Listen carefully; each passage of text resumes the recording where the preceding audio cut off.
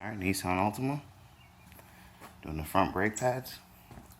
I took the cover off my reservoir, located on the driver's side. Some people don't, I do. 21mm lug nut, takes off your tire. Come inside here.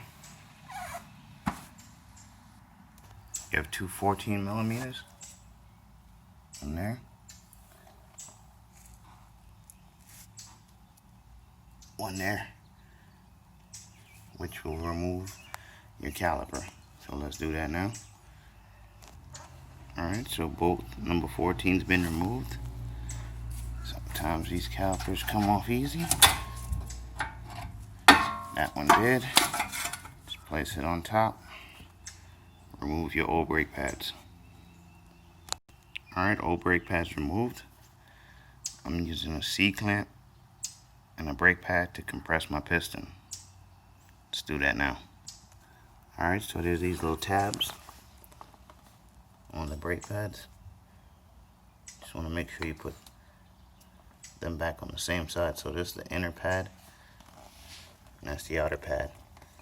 This lip here, this little piece here, is going to fit right under here. And this part's going to stay out on top. So I'll show you now when I install it. As you can see, that lip is under, right there, and that lip is on top. Same thing you're going to do in the rear, on the inside pad. Alright, so we have both new pads in. Clip on the inside's good as well.